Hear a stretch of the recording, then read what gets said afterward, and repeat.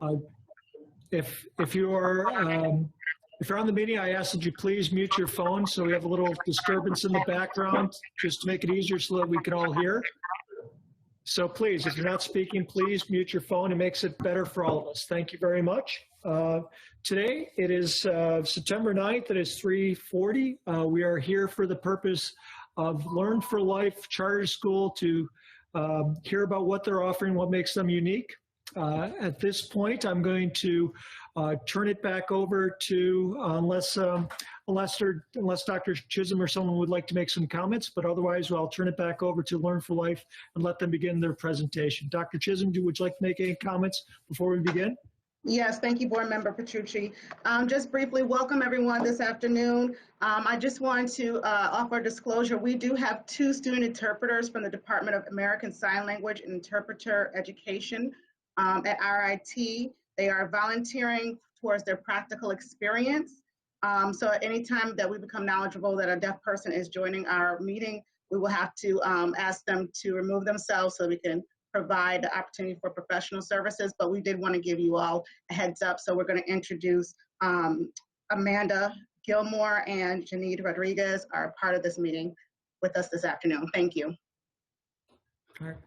Thank you for that, Dr. Chisholm. A very important additional or needed and necessary service that the board is now providing. At this point, hearing no other comments from our staff, I'll turn it over to Learn for Life. Please begin your presentation. Good afternoon, everyone. I think we're going to start off with board introductions, and I think it's only proper that we start with our board chair. So I'm going to turn it over to Mr. Dabney, and then we'll just go forward through board membership. Thank you, Crystal. Hello, everyone. My name is Philip Dabney, Jr. I'm a private attorney here in the city of Buffalo. And as a practitioner, I was formerly an assistant district attorney, as well as a criminal defense attorney. I share that with you because it is important in relation to me sitting now as the chair of the board. I believe I read some article or literature that I wish to actually quote Mr. Scott, Larry Scott. He had indicated that our ambitions are worthy, and I appreciate him noting that. But more importantly, our mission and our vision for Learn for Life is unmatched. There is a cry from this board that in the city of Buffalo that there is a saturation of charter schools, and yet there remains an entire populace of ages 14 to 21 who are in fact underserved, if served at all. These particular students are in fact detached, having either dropped out of school or threatened with the prospect of dropping out of our Buffalo public schools. So we're not here today merely to defend our application as being suitable for the city of Buffalo, but we're in fact advocates of our platform in a distressed academic climate, addressing an utterly overlooked student populace in our community, addressing both an academic and non-academic, or addressing both academic and non-academic barriers. Such a student population who may in fact, if we're so chartered, would in fact potentially return to the city of Buffalo Public Schools through our charter, or could in fact be a part of that population that I have either prosecuted as an assistant district attorney or have in fact represented during my 15 years as a criminal defense attorney. So this is very important to me. It's very important in terms of the population of students we wish to serve. And ideally, well, not only ideally, but it is distinctly a unique population, which I will again state is not served currently in the city of Buffalo. I won't go into some of the readings that I had the opportunity to review that I perceive to be somewhat mudslinging and hyperbole relative to the campaign against Learn for Life, specifically such articles and writings by Mr. Scott, Mrs. Wood, and Mr.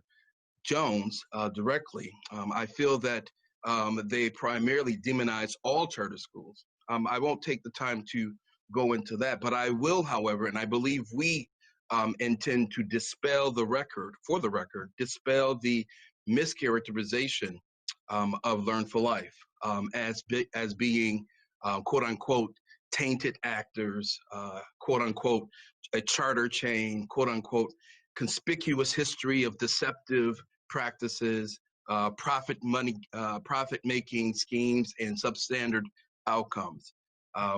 Again, I won't go into breaking those things down in terms of how far off the mark they are, but we wish only to, at this point, rebut some of the disseminated information provided for this particular body for consumption as being untrue, misleading, judgmentally speculative, and serving only one singular purpose, which is in fact the title of one particular letter that I had seen, which is rejecting new charters in Buffalo for 2020.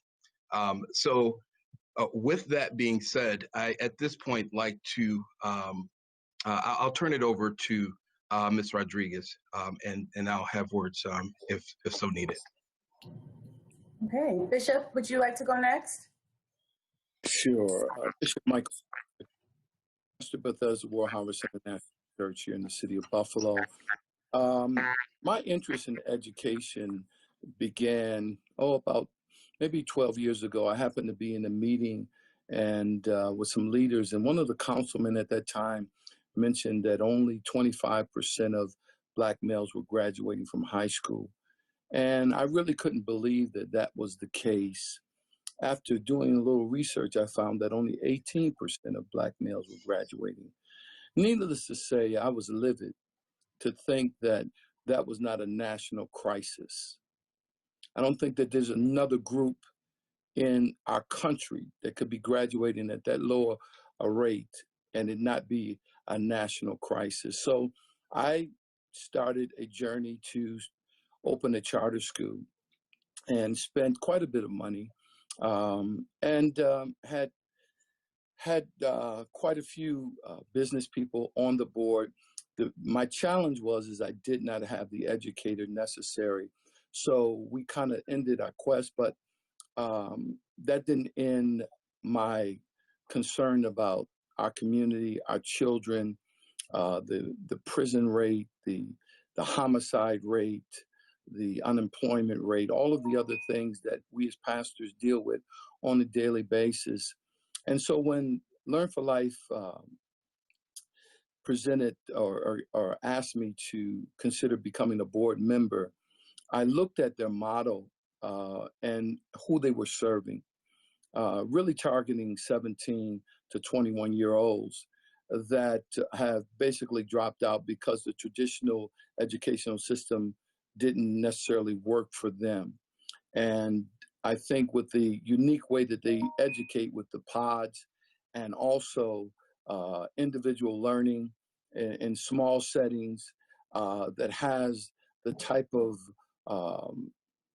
diversity, or not diversity, but has the type of individual type of learning that a person that is in school or working, that could then after work go to school. A young lady with a baby could bring that child to class with her. And so I felt like this type of program would be advantageous, especially for those that have kind of fell through the cracks. And then in learning that it really does not hurt the Buffalo public school system, in the sense that these are kids basically that are no longer on the rolls, and the Buffalo system is no longer getting any resources from them or for them.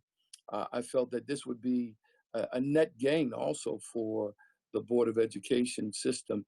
My philosophy, and I'll end with this, is for our children is any means necessary. So if that's homeschooling, let's do that. If it's charter schools, let's do that. I am not interested in promoting a system that has continually failed our children over and over and over and over again. I think that this particular school gives us some unique opportunities to look at how we should even be looking to redesign how we do public education in smaller settings, giving individual attention to those that need it. And so, needless to say, that as a pastor and a leader in this community, I am absolutely supportive of Learn for Life and what they stand for. And I would not put my reputation with all I have, and if I didn't believe in this particular school and what they have to offer. With that, I'll turn it back over to Ms. Rodriguez. Thank you, Bishop. Before I move forward with our presentation, I just want to check to see if our other board members, Ivy or Karima, have joined us. If they have not, okay, then I will introduce, I'm sorry. Yeah, they were in another link. We were all in another link, so they're now coming over to this link. Oh, good. Okay. That's good information. Thank So you. you know. They are joining then. Okay, great. Thank you. So, Mr. Petrucci, would you want me to move forward with the presentation and maybe stop for introductions? If you could, please, that'd be wonderful. Not a problem. I'm going to ask Sherry for a little bit of help in terms of sharing our PowerPoint presentation. And Crystal, before we do that, please introduce yourself to the group. Oh, I guess that would be important. So everyone, thank you for having me here. My name is Crystal Rodriguez. I am also an attorney, a local attorney. I am Chief of Staff to the President of Buffalo State College and recently appointed Chief Diversity Officer. Before that, I was with the Brown administration and City Hall, appointed as the first Chief Diversity Officer for the city. And most relevant to this proceeding, before that, I was a teenage mom, a high school dropout, and a GED recipient. I have to say that if there was a Learn for Life, if I could be, I think I'd be a little bit further on in my career, but things were very challenging for me as a teenage mother, not being able to go to school, not having assistance with help.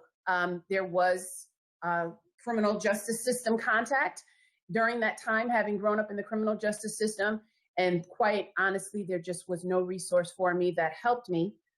Thank God, I have faith. And so I was able to struggle through and get a GED, then join the military. But my support for Learn for Life comes from my experience, the recognition that this population that is much like I was as a teenager has grown here in the city of Buffalo, and that they need a resource to support them. And these are the students that we would support if chartered. And I fully support Learn for Life just because of the student demographic it targets. So I'm going to go. Should I do a quick? Yeah, I'll do a quick intro. So my name is Sherry Shannon. I'm the Vice President of Expansion and Development with Lifelong Learning Administration Corporation. My background is varied, both in traditional public schools. I started as a teacher, worked as a principal, ended up my public school career as a deputy superintendent for the Kansas City, Missouri School District at the end of desegregation. So I really worked in both traditional public school districts and in charter schools. Started charter schools, worked with the National Charter School Institute for several years, and am very happy to be working with Lifelong Learning Administration, which is a vendor, or maybe a vendor, to the Learn for Life Buffalo Charter School and providing support. So I'm happy to be here and happy to be part of this team that is going to bring a charter school to Buffalo to support students in need. Thank you. And it looks like Karima's on. There we go. Karima's on. Hello, everyone. My name is Karima Amin. I am a lifelong Buffalonian and I worked in the Buffalo Public Schools as a classroom teacher for a few years, 20 years in fact. Enjoyed myself immensely working with grades 7 through 12. I taught English, I taught social studies, reading, and theater arts. After those 20 years of being a classroom teacher, I moved into the Office for School Integration and the reading department as a performing and practicing storyteller. And after 24 years, I decided to resign from the Buffalo schools and to stretch out on a second career as a storyteller. And my storytelling skills were utilized in schools and other community spaces around Western New York and beyond.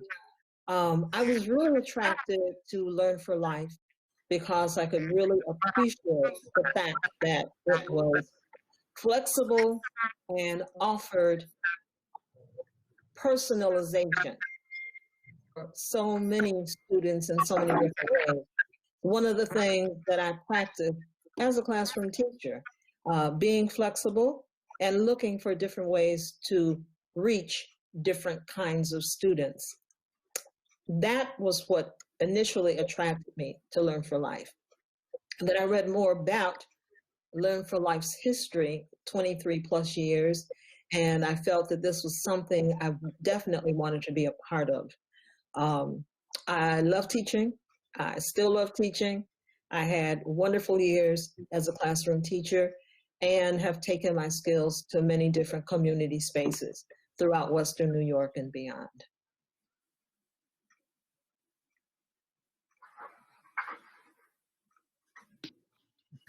Thank you, Karima.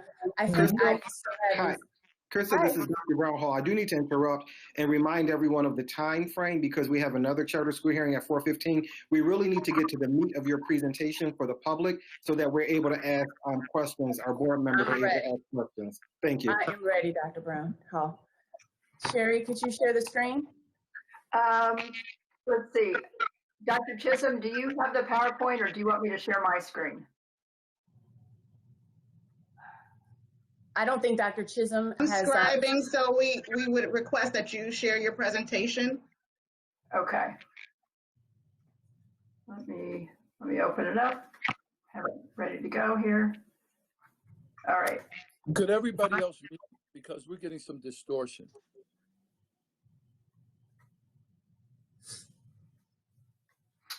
So do I have the authority here to share the screen?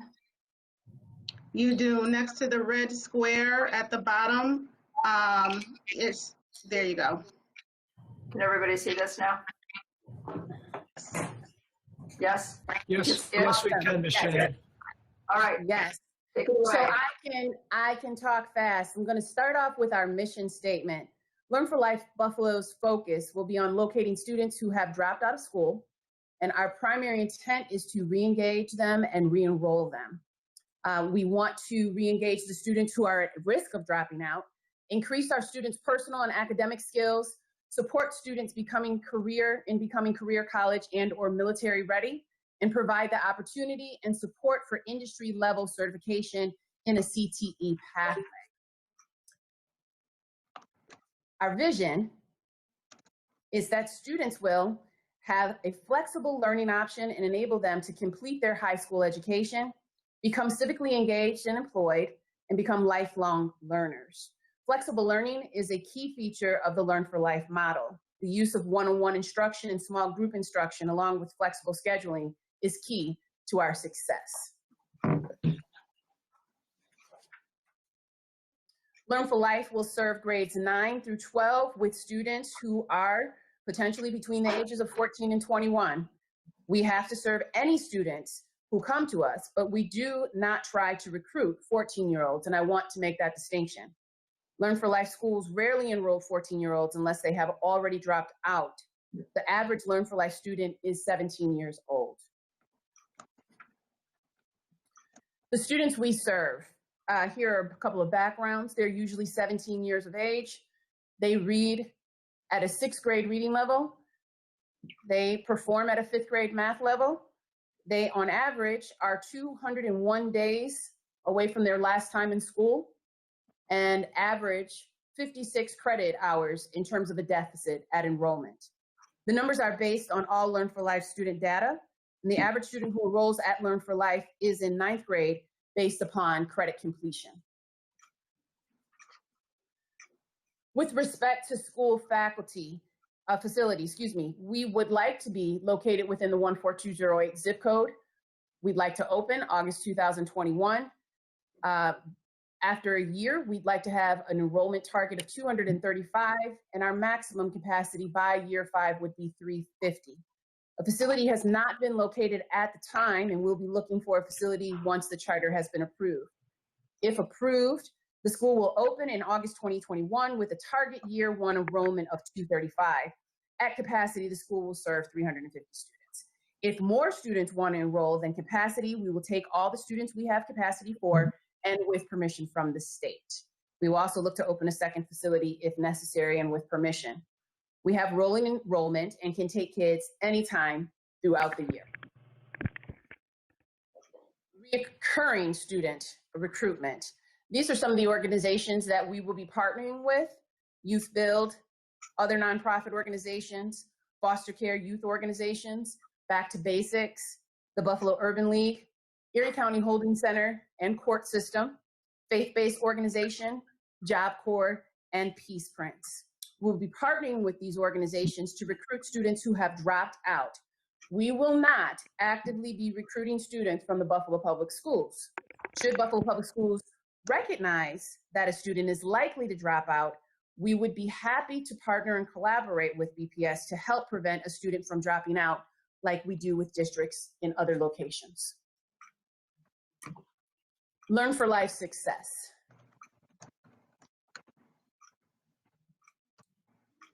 With full understanding of NYSED's accountability goals, Learn for Life Buffalo anticipates a 6-year graduation rate of at least 80%.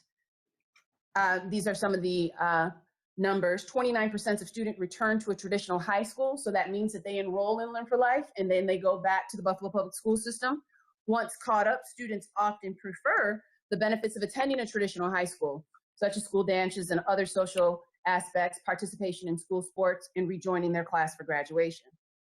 63% of students continue towards graduation enrolled at Learn for Life, or they graduate with Learn for Life.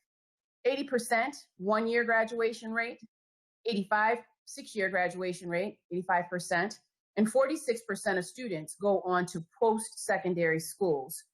And as I was saying earlier, with a full understanding of NYSED's accountability goals, Learn for Life Buffalo anticipates a 6-year graduation rate of at least 80%, and will work with NYSED to further develop non-traditional outcome measures for alternative educational settings.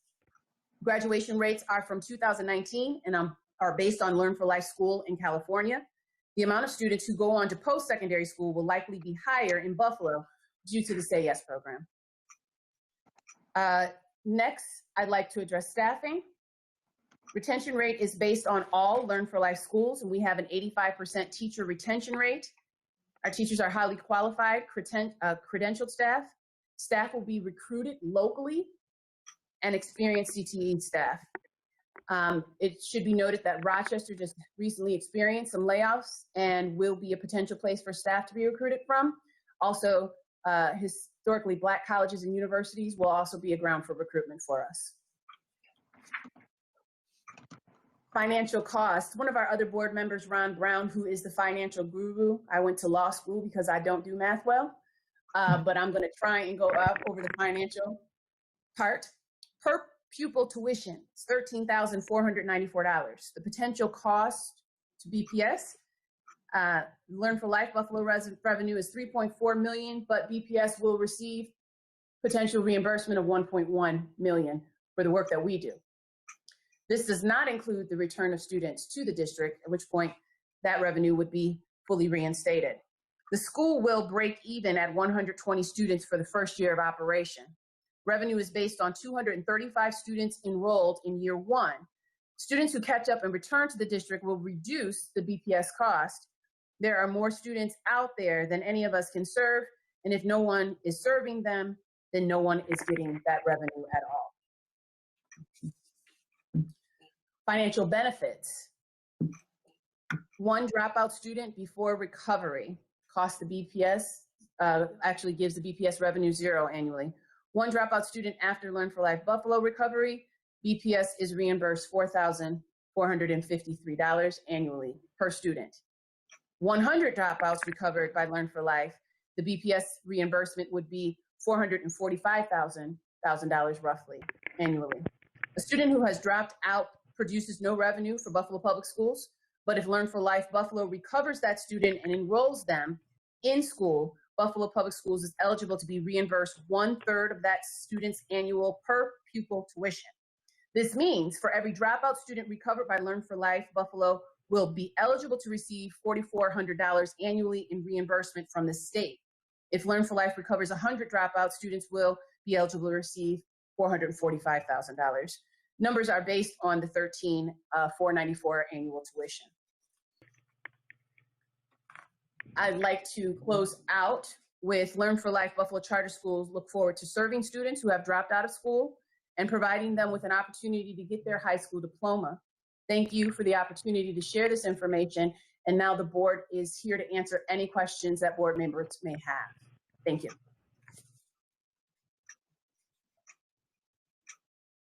All right, thank you very much, Ms. Rodriguez. I appreciate it. Good seeing your smiling face again. At this point, I'm going to open up to board questions. Do any board members have any questions? Because of the setup, I will go through in the order that I saw everyone attend the meeting. So I'm going to start with Mr. Scott, then Ms. Woods, then Ms. Evans-Brown, and then Ms. Mikosia at the end. If anyone else comes on, I will add you to the list. I just see Sharon. Sorry, Sharon, you're in the corner. I missed you, but I will make sure I get to you as well. At this point, I'm going to open up to Mr. Scott. Good evening, everyone. Thank you for your presentation. I just want to start with, before I get into questions, just something to clarify. It was indicated at least once, maybe twice, that Buffalo Public Schools currently doesn't have any programming to address these at-risk students, these students that are at risk of dropping out. And I just want to share that since 2015-16, we have begun 10 new innovative high schools, including 7 new CTE programs. Advanced placement courses have notably climbed 61%, with the greatest gains among African American and Hispanic students, 30% and 90% respectively. The BPS Alternative Education Program has been redesigned to include quality curriculum and teaching with expanded CTE options, and our district offers 5 virtual web-based credit recovery centers, which to some extent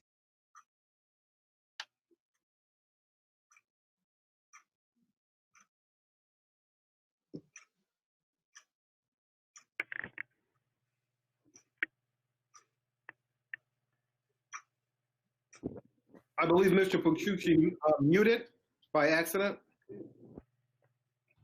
I did. I'll take that. All right. Got it? Did any of that go through? Most of it, yeah. Oh, Okay. BPS has a comprehensive adult education division which annually serves 6,500 students aged Mike, what did I 17 hit here? and older. And the program has been recognized by New York State. Not good.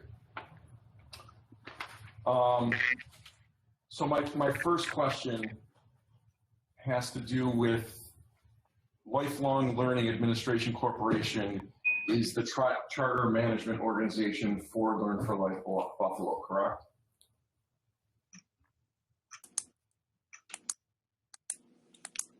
That is correct. Did you want to, you want me to handle this, Ms. Rodriguez, or? Sure. Before you do, I just want to say to Board Member Scott that the Buffalo Public Schools does have great programming. There's not enough programming for any of us to take care of all the kids that we have, all the students that we have in the city of Buffalo that are at this deficit. So there's work for all of us to do. But thank you for going over those wonderful programs. Let's be clear, this is the opportunity to have questions answered by the board members. Thank you. We're running out of time, so we want to get the questions in. Thank you. So Lifelong Learning Administration Corporation will be the charter management organization, which is a large corporate charter chain. that is indicated on its website that it's the second largest education management organization in the nation with a budget of $300 million. So it is a charter chain that is managing this organization. Is it true that Learn for Life accessed 51 million in PPP loans over the past couple of months? Can someone answer that question? Sure, I can take that. I'm from LLAC. I don't work in that area of the organization, but I'm happy to check on that. I do know we did apply for PPE loan.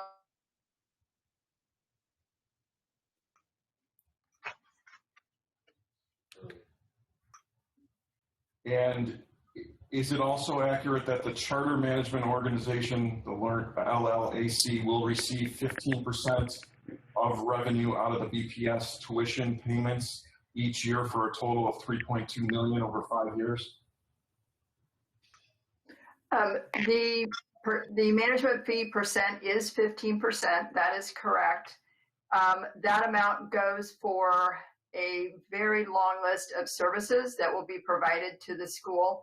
Again, this contract, the CMO contract, is a draft, and the board has the total authority to either effectuate the contract or not with us. We are a vendor, just like any other vendor, and the contract will be negotiated once the school is approved and the board secures their own attorney. Okay, the application does indicate 15% of revenue and 3.2, which would be about 3.2 million over 5 years. That would leave and go directly to the company, not to the school itself, and not to our Buffalo students. And the services would then come back. I'm sorry. The services that 3.2 million would provide over those 5 years would come back directly to the school. That's correct. The 3.2 million would come back to the school? In forms of services, marketing, HR, instructional coaching, curriculum, technology support, startup support, yes. And I can provide that at another time. I'm happy to do that breakdown for you. But if a charter school does not have a charter management organization, there isn't such a cost to leaving. That's correct. Yeah. Okay. That's correct. And then also this is directly from the application. I know some of the information that I shared previously was refuted, but this is directly from your application. It said in 2019, 50% of students met or exceeded state standards in 20 of the charter schools that were listed in the application. 14% African American, 5.5% economically disadvantaged, 0.5% English language learners, 2.6% students with disabilities. 6 of the 20 schools did not have any English language learners, and 5 did not have any students with disabilities. What struck out as a concern of mine as well, as somebody that values the importance of social emotional wellness and restorative practices, there was very little on social emotional wellness in the application, and it seemed to defer to outside agencies if there are any mental health concerns among students, which with this population you would assume is going to be quite prevalent. And the second thing is the discipline policy consisted strictly of punitive responses such as school suspension, and no mention of restorative practices or any proven evidence-based alternatives to suspensions. Anything to add on that take from what I gathered from the application? Bishop, could you answer that one? Well, I think first of all that there are services that will be provided for those that have emotional and social needs. So that will be covered. I think also you have to realize that even though this company is being contracted by us, the board is running the school. Therefore, what we're paying for is vendor services that if we're not satisfied with, we terminate the contract. Bottom line is we live in Buffalo. These are our children, and we're about educating our children. So if they don't meet up to the standards that we require, we'll get someone else. All right, last thing I want to note, and then, well, actually just two things I wanted, and one more question actually, and then I'll be done. On the financial cost slide from the presentation, there was a presentation that was sent to us earlier, and part of it was removed from what was presented today, and it indicated a BPS net loss of 2.3 million for year one, which comes out to about 11.5 million loss for BPS over 5 years at least, because your enrollment is going to increase after year one. So just one thing I want clarified. Someone mentioned, I think it was Mr. Dabney at the start, that something that I shared had some information in it that was not accurate. I'm just wondering if any lawsuits have been filed against the Washington Post or any of the news sources that have published the information on Learn for Life's history. Mr. Sure. Dabney? Yes, I'll answer Please. that. I believe, if I'm understanding the question, you're asking me if there was a lawsuit levied against the Washington Post? Or any of the news sources that referenced in... There's feedback. There's feedback. So repeat that, please. There's feedback. Were there any lawsuits filed against the Washington Post or any of the news sources that have reported some of the suspicious practices of Learn for Life in the past? Not to my knowledge, no. Thank you. Okay. Thank you, Mr. Scott. At this point, Board Member Woods, do you have any questions for Learn for Life and the board that is present? Yes, I am. I'm sure they're well aware of the fact that Buffalo Public Schools already is saturated with 25% of its students in charter. So we're not anti-charter.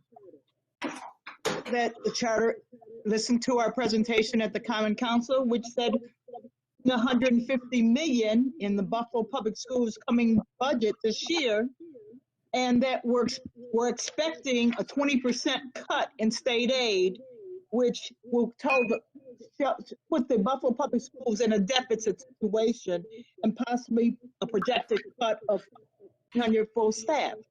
So let's put this in the Buffalo Public Schools is serving 36,000 children plus 9,000 charter schools, 45,000 children, and we're trying to survive to educate 45,000 children. We are the education that is necessary for the education of our kids, and we do want and we attempt to children. But you're saying that you are a plus value added, you're going to bring money into the Buffalo Public Schools. I do not believe that is accurate, and I would hope that our CFO who's on the line can address that point. That's what I'm interested in. Part of my interruption, board member, this is Assistant Superintendent Ebony Bullock. I need to do a hard stop. Mr. Taram, unfortunately, we have run over. Can you please exit out of this meeting? We just beg you to give us about 5 or so more minutes, and then we'll be ready for your team. Can you hear me? Yes, I can hear you. Thank you. If you could give us just a few more minutes, and if you can express that to your team as well. Dr. Chisholm, I'm going to ask you to text them when we are ready for them. Thank you. I apologize, board. And thank you very much, Ms. Bullock. Mr. Pritchard, can you respond to Board Member Wood's concerns? Yeah, I think so. I have a couple questions myself. So I'm looking at the financial costs on the presentation. Where it says potential cost to BPS. So the tuition expense, 3.4 million. That's roughly what I would have calculated. The BPS reimbursement, I'm not sure how that's calculated, but if the school's target is students that are not in the BPS right now, these students, with no reimbursement will come to the district for foundation aid until the following year. And I'm not sure for certain even how these students are educated. Are these students full-time students, or are they more of like an hourly program? So we have students, our high school students are full-time, and then our GED master type of program are hourly. And it's not even clear to me if if this charter school is expecting that these are full-time students, because that would ultimately drive the type of aid that the district would get from having those students registered in, whether it be in the BPS or in a charter school. So that's not clear to me. But in any event, I think in the first year, it would really be zero, because if these students are not here, no reimbursement would happen until the following year at the very earliest. Because essentially the way charter schools are structured is it's a reimbursement model that requires the state to reimburse the following year. But I guess I don't, So with that, schools can perhaps explain a little bit of how, where they come up with the calculations for the reimbursement, including on the next page, the recovery, where that $4,400 per student. I'm just not sure even where that comes from. first of all, you said that there would be reimbursement. So that means that in the following year, the Buffalo Public Schools would be reimbursed a third of the cost that student right now is not on the books of the Buffalo Public Schools. So you're going to get a third of that money back in reimbursement. It might be the following year, but you still get that money, because that student is no longer on your books, and therefore you're getting zero. Once they come in to Learn for Life, a third of that money comes back to the district, like any other charter school. Our expectation is that you reimburse the same way that every charter school gets reimbursed to the our district. expectation is that students would be full-time. Okay. And then if that it, I'm sorry, Mr. Pritchard, do you have any more questions? No, if that is the case, then yeah, then they would be on the foundation aid rolls, and it would count as 1/3 the following year. But again, that does not help the district in the current year. So this right here, it's $3.4 million, essentially right out the door, right off the bat in the first year. I have a question. I have a question. If I can just clarify that, you're saying that it's $3.4 million out the door, but that would presuppose that the students are current students, right? Because we're not recruiting current students. So you currently receive no revenue for the students that we're going to recruit. That's correct, but when I say out the door, that means that the tuition for those students is actually paid for by the BPS. It does not come from the state. That may be a misconception that some people have. The actual school district itself pays that tuition, and not the state. Well, but that's more of a reimbursement issue to the district. Reimbursement issue. That's not reimbursement, that's cash out the door, and that doesn't include transportation costs, other supplemental services. It's not the picture you're painting. Thank you, Ms. Woods. Can we do this? Ms. Shannon, can you mute?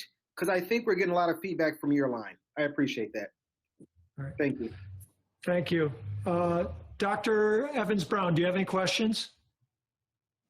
I do, but I don't know if it's time. I just wanted to let you know that the board we are proponents of capturing young people who have dropped out. That was my focus when I worked on my dissertation, looking at dropout rates and the link to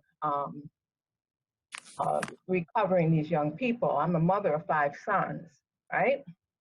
So I'm perplexed as to what a day would look like, a week would look like for a student in this new For Life charter.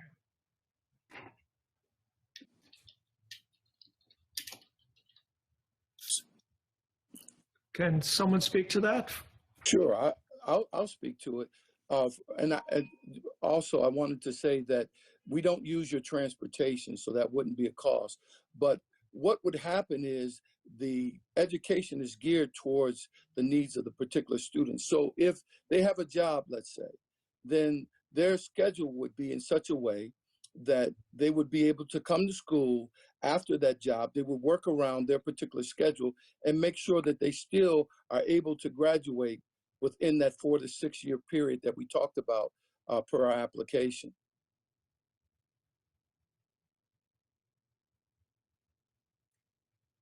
I said earlier that the one thing that appealed to me is the personalization of programs. So what Andrew just said about a student maybe having a job, or a student maybe having a child, or taking care of an elder in the family or whatever, we would work around the individual's personal situation. So to say what a day would look like, that would depend on what we're talking about. There would be independent study, there could be small group instruction, whatever was required is what we would do for each individual student. And I think that was what I said earlier, is what appealed to me, is the fact that programs could be personalized for individual students' needs. And the personalization is in fact tailored, because as the student would enter into the program, they are in fact interviewed to determine exactly what their academic needs are, in addition to considering what their non-academic barriers may be. And so we tailor such a program within the curriculum that addresses all of those needs. So it would be a full-time commitment. We would have staffing that would be available and engaged full-time. So we would certainly be meeting those needs that we believe presently are not being met. Thank you, Mr. Dabney. Dr. Evans-Brown, do you have any further questions? Thank you very much. Board Member Makosi, do you have any questions at this time? I do. Thank you, Vice President. Good afternoon, everyone. I'm hearing, consistently that it's an individualized process and that you're going to have staff available for each individual. Yet I'm also hearing that with students with disabilities and your ELL students, the numbers are a little lower. And considering where you're trying to, in Buffalo, New York, where especially in the district I represent, there are students who are going to have cultural and just diversity roadblocks. Knowing that you're going to be trying to locate in the 14208, knowing what your numbers are for your capacity, what is your capacity for a strong ELL population where a lot of students are not graduating because of the cultural barrier? That's a significant number of folks who are not graduating in the BPS. So, what is your cultural, your staffing consist of if you're looking to service all of the youth, as you had said, 14 to 21 and in that 17-year-old age range? It's more than just, the 14208, obviously, but I'm very concerned about the population for our students with disabilities and our students, English language learners. So as a board, we have had discussions, and it's important to us that we have longer school year. We have small group instructions that we're taking into consideration, the individual learning plans, but also the special ed needs. With Learn to Life, the vendor that we've chosen to go with, usually their numbers, the special ed numbers, are larger than population-wise, percentage-wise, than the school. But we also wanted to make sure that in addition to serving just the 14218, that we're also looking at English language learners, and that we hire a staff that would be able to support and make that part of the mission. Well, my concern is that that wasn't one of the most forthcoming things that we heard. The reason why is because, again, if you look into Buffalo as a whole, we're no longer just, east, north, south, west, with just 3 or 4 different populations to consider. And we have quite the immigrant refugee population that definitely have been more of a conversation or more of a forefront. And that's my particular red flag, and I was just being a little honest about that. But thank you for your answer. And if this all works out, then I would propose that you get to really thinking about who that staff is sooner than waiting. All right, Definitely. thank Once you. we're approved, we'd like to. All right. Thank you, Ms. McCosey. President Kottman, do you have any questions for Learn for Life? Thank you. Thank you for your presentation in regards to Learn for Life. I'd like to make sure that we're clear that certain things that were said today are not actually true. We do serve this population of students. We serve them and in conjunction, we have community partners such as the Urban League, who serves it in conjunction with our adult ed division. And I think Board Member Larry Scott pointed out, I am encouraged because in 2011, when I got on the board, these group of children were referred to as the element in our community. And there was a meeting to stop us from moving them into a building on Michigan and Maston. So today I'm encouraged that we've come full circle in the minds of the adults of our community and understand that every child, including these children, are important as well. So that's encouraging. However, to say that these children are not currently being serviced is not accurate. Concerned at this point about a couple of things. The lack of restorative justice is a major issue for me because to put together any charter school and not include that in there is major, and we need to talk. You need to talk more about that. I'm also concerned about the impact on our district at this point.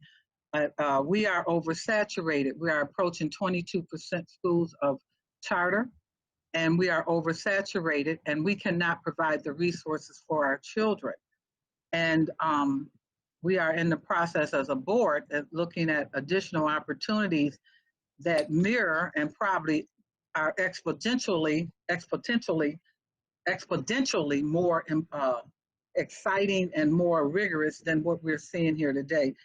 So my basic question is that why is there a need, a management organization with the caliber of minds that currently sit on your board? Well, I think they've shown success. They've got over 80,000 nationally. So I think that they've already, why recreate the wheel if there is already a successful program that is doing that? And I think it was mentioned earlier, Ms. Common, I don't know if you were on the line at the time, but I was. I think Crystal commented on the fact that we want to complement what the board is offering because there's more students than programs available for this particular population. So I think that, there are so many of these students that are in this particular grid that there's enough students to go around, and we want to make sure that these students are taken care of. Once again, Learn for Life is a proven model, and that's what attracted me to become a board member. I don't think it's something that we have to recreate the wheel for. They already are doing it. They're doing it successfully. 80,000 students, says a lot about the program.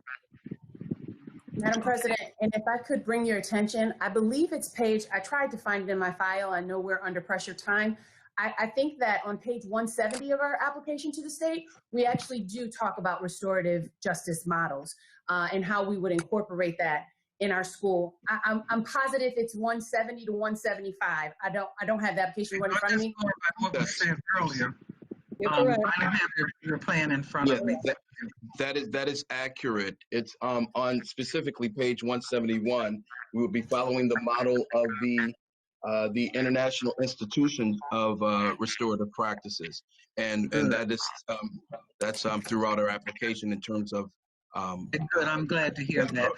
Yes, ma'am. The only other thing I want to say is that Buffalo Public Schools currently are suffering a death of 1,000 cuts, and for every penny that leaves our district, particularly since we're looking at upwards of over about $200 million less this year, it impacts our students and what we're able to provide and the resources for them. We are in the process of working with an organization that will provide additional supports for these children of this population, which is someone that I have tried to work and expand this group of children since I've been here. And this is not an easy formula to fix. You know, we have the virtual recovery, we have virtual pathway, we have CSI, we have relationships with organizations such as the Urban League, and we've done a lot of trying to target these individuals. And so I just wanted to be clear that you are not offering anything new, you are just offering a supplement. Because to say that Buffalo Public Schools has not been working on this group of children is not a fair assessment. And I'm so glad to see that this element is being considered at this point, because I had major problems as a new board member coming on being told that this element was not welcomed in our community. And this is the element that we were trying to target as early as, since I've been on the board since 2011, to try to get the community to wrap these individuals, put their arms around them and provide resources. And to receive pushback from the community was very disheartening, but it has not stopped me from moving forward for them. So I thank you very much for your presentation. Very informative. Thank you, Board President. Sure. I'm sorry. Just Bishop Badger.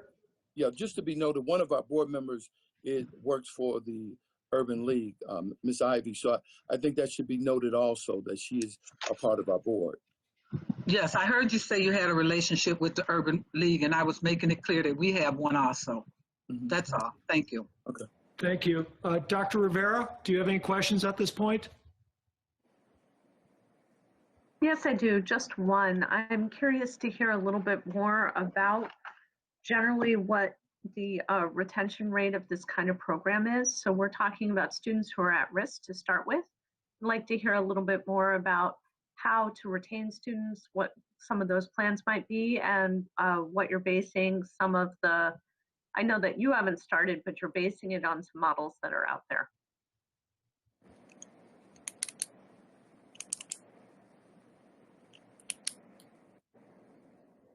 Can someone from Learn for Life address Dr. Rivera's question? Sure, I can speak nationally, and then the local board can talk about what their plans are to retain students locally. Nationally, we have approximately an 85 to 90% retention rate, which means students return. Oftentimes they move, oftentimes family issues, other challenges get in the way, and so they do not continue with Learn for Life. Oftentimes they go back to their traditional school district, which we partner very, very closely with every traditional school district we work with, because counselors oftentimes want to refer kids to us. We catch them up and we send them right back to the district, and so that they can graduate with their cohort. That counts against us as a dropout and against our retention numbers. But I know nationally we've done a really good job of retaining our students and getting them graduated and on to college or career, or sending them back to a district. And like I said, that hurts our retention rate. Michael or Crystal or Phil or Karima, you'd like to speak to what we plan to do locally to keep kids engaged? Sure. As a board locally, we've discussed retention and what we plan to do. We've looked at New York State Department of Education for their the design components that are deemed a priority for at-risk populations, and those include career and tech education, overage or undercredited student needs, support systems for at-risk students, and most importantly is partnerships with community organizations. So we're looking to those things to really to help us sustain and help us in terms of our retention rates. Thank you. I just have two sub-questions and then I'll be able to let you go. I have one question based on what Ms. Shannon said. Originally it was stated that the targeted population would be 17-year-olds, and the comment was made that often catches students up so they can return to the district and graduate with their cohort. Can you explain that a little bit more? Because all we're talking about there is a year to graduate at the most common time, or are you calculating to 21 years old? Or are you talking about younger students? There was some feedback, Ms. Rivera. I'm sorry I didn't hear everything I'm you more just than said. happy. Problem at all. That's the nature of technology. So you made the comment that Learn for Life partners very closely with school districts to catch up students and then return to their cohort, and then they would graduate with their cohort. I'm a little confused about how that would work in this case, since you were talking originally about targeting students who were 17 rather than 14. I think Ms. Rodriguez said that early in the presentation. How does that work within the space of a year? Or are you calculating a graduation rate out to 21? Are you calculating a 6-year graduation rate? There's a variety of ways. Or are you referring to Yes. younger students? No, I'm not referring to younger students. I'm referring to a 6-year graduation rate. And oftentimes they return, but not necessarily to graduate with their cohort, but to graduate from the high school that is their home high school. So they might not be with their particular graduating class or their cohort, but they will be with the high school that they originally started with, dropped out from, and want to return to graduate from that school. Thank you. And then my last question is one about transparency. So one of the original criticisms about Learn for Life is transparency. And I've heard you and the local board members make several references about working closely with the local school district, which of course we appreciate. Reconcile those two things. What does that look like specifically, so that if you're saying that there's close working with school districts, there's been some questions in other parts of the nation about transparency and the ways in which maybe that hasn't happened. What is your proposal for working closely with the school district here in Buffalo? Would it look like, and sorry, there's one more. I have a habit of asking multi-step questions, so bear with me, which is also that if you're working closely with the school district, on top of it, how are your CTE and other offerings different from what's being offered in Buffalo already, since we do have a robust CTE program? I can speak to that, and then I can turn it over to any board member who would like to also add. I would say that I can't speak to what they've done in other parts of the country. I'm fairly new with the organization. I've worked in Buffalo for the past year with this board and the community and community organizations and Northland Tech and a variety of organizations, just talking about what the needs are. This was not, Buffalo was not something that we had even thought about, but I have some close colleagues in New York, and they said, hey, have you thought about Buffalo? So we came and visited with a number of people. One group that we visited with early on was Dr. Cash and his cabinet. Great conversation, a lot of good discussion about all the awesome programs that you offer to your students, both CTE, credit recovery, dropout recovery. And we don't look to compete with any of that. We look to add one more piece to that robust programming that you offer. Oftentimes, the kids that we are talking about serving have been out of school for a number of years. So we recover them, bring them back, and like to see them, if they want, to transition back into their home school. Secondly, partnering with the district. We have great relationships with counselors, and we would hope to do the same there if the district so found that to be useful, where they have a student sitting in their office and they've gone through every program that could possibly be offered in the district, and they're at the verge of leaving. We get a call and say, last stop, can you talk to the student? Maybe this is the thing that can help retain them, keep them in school, and keep them successful and graduated. So it's that kind of relationship that we form in order to have that relationship with the district. There's a lot of back and forth. Transferring student records is critical. Transcript analysis is critical. We talk to a lot of school administrators and principals and counselors about the students that we receive and about the students we send back. So I can speak from that nationally, and I hope that answers your question. And local board, anything you want to jump in? Yes, I can add. Thank you. I can add that what it comes down to is basically the strength and the execution of the sitting board. We understand that. We understand actually the buck stops with us. We understand that We are working with Learn for Life as a vendor, which means that we can fire them. It also means that we are in the position of all accountability, as well as adequate supervision. We understand also that we will go through the necessary training with the New York State Department of Education or Education Department relative to the Code of Ethics, relative to those things that are related to the financings and regulatory practices. These things are most important in establishing the necessary relationship, of course, with the Board of Education, but I think that they also foster the necessary transparency that would that we hope we'll be able to establish, and we intend to establish with the Board of Education. Thank you. All right, thank you very much. Guys, we're about half an hour over, just to let everybody know. Dr. Hurd, or Dr. Hurd, someday you'll be Dr. Hurd. Terrence, what do you have for us? Do you have any questions? Yes, sir. I have a couple of questions, and thank you for my my indoctrination to a doctorate. Hey, I have a couple of questions. First, I'll start off with one of the remarks that Mr. Dabney just stated, that about firing staff. You just said that? That if someone don't fit the program? Actually, I was referring to firing the vendor. Firing the vendor. Okay, Right. It caught me off guard because one of the problems that we have with charter schools in the city of Buffalo is that they put up a very good stature about their purpose and what they want to do within the city of Buffalo and our children, and then within 2 years' time, for cost-saving measures, we see vendors and staff members get terminated, and they bring in staff that's not credited or teachers that's not accredited to teach the subjects. And that's one of the big problems that we have right now is students that's returning back to the Buffalo Public Schools. As you're probably aware of, we had over 748 kids return back to the Buffalo Public Schools last year from charter schools, and these initiatives and these tactics to save money or to try to limit staff members or cut back on staff members. So what's your approach to that?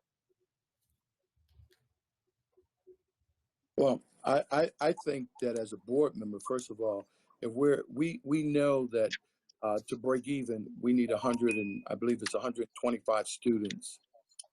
In our first year, we're looking at 235 students. And so I think, first of all, you got to be fiscally responsible.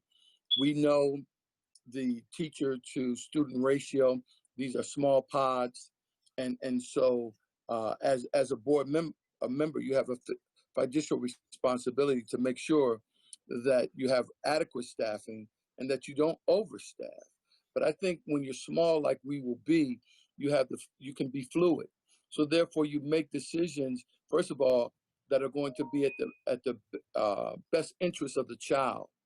And so, from our point of view, at least as a board member, we're going to be fiduciarily responsible in making sure that when we hire, it's a hire that we can afford to keep. We're not looking to bring on, and we're looking for qualified teachers and the retention rate for teachers is 85 to 90%. So. Okay, I'm gonna keep it short, Bishop Badger, because board member Badger, because we're going over time.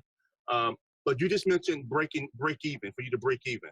You see, that's the type of terminology that the district, is not very fond of it, because breaking even means that, you're addressing your corporation.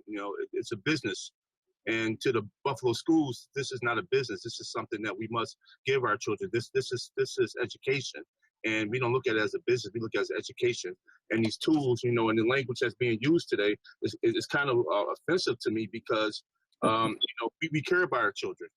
And I don't want to, for these businesses to keep coming into the district and use this as a tool for monies. And we know that once businesses operate out of the red, where they're not, functioning, they close their doors. And we had the last couple of years, we had a couple of charter schools that did close their doors, without giving parents notice. And this seemed to be a trend here in the city of Buffalo. So if anybody's going to push a proponent for a charter school, we want to make sure that we're very thorough, in our let me say this. Let me say there's one that operates a couple of non-for-profits. Okay, whenever you're dealing with money, you're dealing with business. And You can't stay in business if you don't break even, at least. So when you ask the question about laying off, I addressed it by saying we know what it's going to take to break even so that we're not losing money, so that we would have to lay off staff. So let's not twist what I said. Okay, that's what I meant, and that's what I said. As far as it being as whether it's a charter school or whether it's the Board of Education, you got to know when you're going to go on the deficit, and if you don't, you're going to go out of business. Right. See, that's the exact same thing we feel about the Buffalo Public Schools, is because with the number of charter schools that's aligned with the Buffalo Public Schools already, 22 charter schools, and we have about 7 applications this year. We were operating out the red, and for us, it's not a business. We had to keep operating. We can't just shut our doors, or we can't just keep laying off staff. We had to keep operating under that budget and still give out all the monies that the city of Buffalo give us, and plus add more monies to it, for taxpayers, to operate the charter schools also. While we have to work with our children, make sure they're educated, make sure they're fed correctly, and transportation values go for them also. Well, I think one of the attractive things about Learn for Life is that it's a net gain to the school district, because most of the children that are going to be educated in Learn for Life are no longer on the district's roll. So therefore, it's a net gain and not a subtraction. I think also about 29%, according to the national numbers that for Learn for Life, 29% of those students go back into the district after a year or two at Learn for Life because they want to graduate with their classmates or they want to play sports. So I think it's a win-win both for our students and for the board. Okay, well, I'm glad you said that, because one of the programs that you have is called Flex Schools, that's program in Flint, Michigan, which is the area that was devastated through the loss of economic decrease, and also they have dropped in population, so as the city of Buffalo. And I looked on the top 10 schools that's listed there. You only have 4 schools that's private schools that's left. All the rest are charter in that district over there. And out of the top 10 schools, the Flex Schools program, which this is under, is not listed. Actually, I went under the top 25 and still haven't found it there. I have friends as board members over in Flint, Michigan. We talked about the program. And one of the problems that was found is that this program, what it does, it keeps students on the books. It keeps students on the books, and they can be on the books for 2, 5, 10, 12 years. And this company receive money for every one of them kids during that time period. Even though they may not be on track to graduate or go back to a school, they still on the books, which costs the district, proposing district, the monies. So you can have a child, that you can register, and that child will be on the books for 6, 7 years and never graduate, but this company still receive monies from the district from it. So how can we combat that? Well, I think you got to look at your board, and I think that all of us live in this community. My reputation, without my reputation, I don't have a job. So it's everything to me. So I'm going to make sure. Oh, no, sir, we're not questioning your reputation. We're questioning as a board member is business. As a board member, it's my fiducial responsibility to make sure that there's no nefarious dealings happening with the monies. We have a very capable person on the board that's a CPA, Ron Brown, that I think most of the people here know him. We're all community people. And this is about our children, man. I already have enough to do. The only reason why I'm involved with this is because I care about our kids. That's it. Okay. How are you supposed to sustain in this when both our parties both mentioned that we have connections with the Urban League, that we run programs through them, and you have a board member that sits on the Urban League. But also, when Governor Cuomo and his administration has poured $29 million into a Northland Workforce Corridor, in which work CT programs. And with that, it's the top of the line, top of the equipment equipment that they use, and they have a very, very good graduation rate there. Went to both the graduations, from there, and they had a new announcement yesterday about some additives that came to the program also. So with a very robust program that pours $29 million, right here into the heart of the city of Buffalo, how could you compete with something like that? And that's one of the programs that the Buffalo Public Schools are working with. Well, I don't think we have. I was about to say, if I may, it seems to me that the way you're positing the question is to suggest that it's a crowded field. And we all know that it's far from a crowded field. I think we want to start again in appreciating that we are a complement and an additional asset to the Board of Education simply because of the targeted students we're trying to reach. So as we've said earlier in this presentation, there are far more students that are available for the program that we can in fact actually serve. And it's wonderful that the Board of Education has already and is engaged in addressing this particular population. I think that it does not in and of itself mean that there isn't room to get that much more. And I think that that's what we purpose to do with a platform that has already been proven to work. Okay, Chairman Dabney, I was basing some of the information from the studies that's found over at Flint, Michigan. And looking at that district there, they implemented the first charter school rules in the nation back in 1991 because of the influx of charter schools that came within their district. So reading their charter and looking at the problems that they're having, their expenditures to a program like this is tremendous to the school budget. And I don't want that to be an issue to come here to the city of Buffalo to where we're actually children or adults that be on your book payroll. All they got to do is come in. The hours vary. They have people, you can come in the morning or in the evening. And long as they're on the books and they receive an email or something like that, or some kind of text message, that they still consider it a student. And I don't think our district can sustain a program like that can go on, for 5, 10 years, just having somebody on the books. And Mr. Hurd,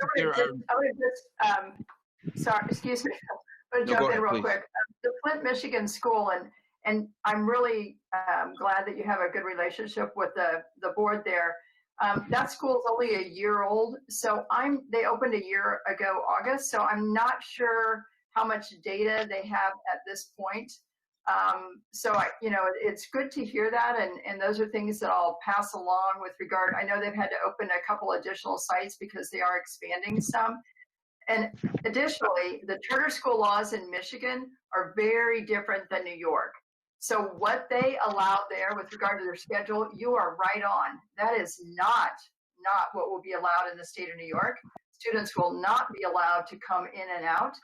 There will be flexible scheduling because it's a longer day, longer school year, but it's very different than what's allowed in Michigan. But you did have very good, accurate information on that, and I appreciate it. I'm not going to hold this up anymore. I have a slew of questions, but I think that through some conversations, we can answer some more things through the time restraints.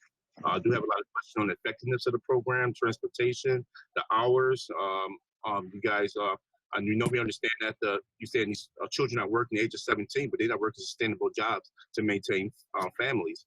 And the idea is that, working these type of maybe restaurant type jobs and go to school at the same time, it is a hardship, especially at the age sometimes kids drop off pregnancy and family reasons. So with that, I want to say that we're here, school member, for anybody, any of the members. I mean, I think we all have connections. This is a small community. We are Buffalonians. And if you want to reach out and talk to us, I mean, please feel free to do that and we'll try and work those things out. I know we're under time constraints. Yeah. Okay. Thank you very much, Board Member Hurd. I appreciate your comments. I just have a few questions. I know we are way over, but that shouldn't come as a surprise to anybody when you have elected officials, attorneys, and a bishop in the audience. So real quick, Ms. Shen, I'm just kind of curious, where are you calling from? Are you in Buffalo or Western New York or Kansas City? I'm just kind of curious where you're calling from today. I am in Kansas City, but I do love the Buffalo Bills. So we'll just put that Thank you very much. I'm sure Patrick Mahomes would not want to hear that right now. Well, I know the do. One of the things that the district has strived for is diversity and a teacher population that looks like our student population. Can you tell me about your proposed demographics, either with the existing Learn for Life model or aspirationally, how you imagine that your teachers would look like, or what your teachers would look like? I'd be happy to take that question. As a board, we've had the discussion. For me, it's a priority that our students have models that look like us, Black and brown teachers, which is why I think I noted in the presentation that in addition to looking at Rochester and the teachers that were laid off there, one of our recruiting grounds is going to be HBCUs. That's a model we use here at Buffalo State in terms of diversifying our faculty, but it's important also for the students that we serve that they have teachers that look like them. And I've made it a priority as far as our hiring practices that we will look at diversity. And I can attest to the fact that I'll make sure of that. All right, thank you very much. Next question I have is just a yes or no. Is the board volunteered or paid? We're volunteer. Volunteer. You're all volunteer board, okay. Yes. In your application, it does have, I think, a stipend for trustees. I don't have the application. I don't think that that is accurate, and I can tell you that I have received no stipend, nor am I looking to receive one. Okay. A related question. So these are the same questions I've asked all the charter schools. One of the problems that, or one of the concerns that's been brought to the board's attention repeatedly is that oftentimes our charter schools hold massive reserves, reserves in excess of a full operating budget. So it'd be the comparison would be if the Buffalo Public Schools were sitting on $1 billion. So my question is, have there been discussions just to make sure that that a certain percentage of dollars go into instruction? I just worry because if 15% is going off the top to related services through your provider, through your vendor, that means you have 85 cents on every dollar right now. I just want to make sure that dollars are going for children, for instruction, into the classroom, into the school, that they're not going to be sitting into a bank account, that they're going to make their way into the classroom. As a board, we've discussed these type of things. At-risk populations require more cost. That's not our intention. Again, I think that board members have said it, and I want to make it clear, we have no problem ending the contract. We've made our intentions clear, and we want the money to go into programming, not to sit in a bank account somewhere that does nothing for our students. Agreed. Last, have you had discussion what's going to happen if you don't meet the 80% graduation rate that you hope to achieve?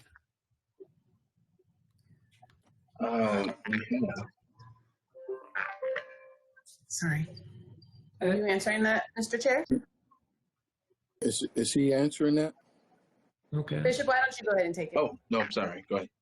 No, well, I mean, I think that if they can do this nationally, I think we can do it here in Buffalo. Absolutely, we're going to be looking to succeed. And while we might not do that right at the beginning, reaching that 80%, I think that is the goal that we reach for. I think we can reach for 100%. And but I can tell you this, is that we're not going to be satisfied until every child that wants to learn and wants to graduate gets that opportunity to do so. And neither will we as a board. The one thing that I would say, just in closing, I'll just make a quick comment. I've seen that percentage of graduation rate for African-American males. I'm very familiar with it. I just would ask that you guys disaggregate a little bit farther, because if you start looking at some of our populations in our criterion-based schools, they're in excess of 95%.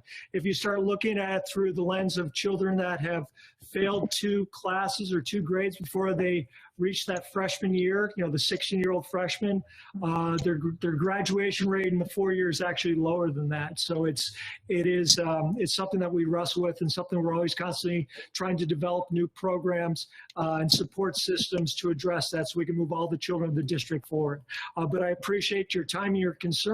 At this point, we are way over. I just want to thank the members of Learn for Life for your presentation today. Thank you very much.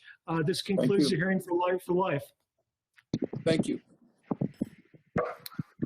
Board members, respectfully, if you have additional questions, I do know that Board Member Hurd had a few other.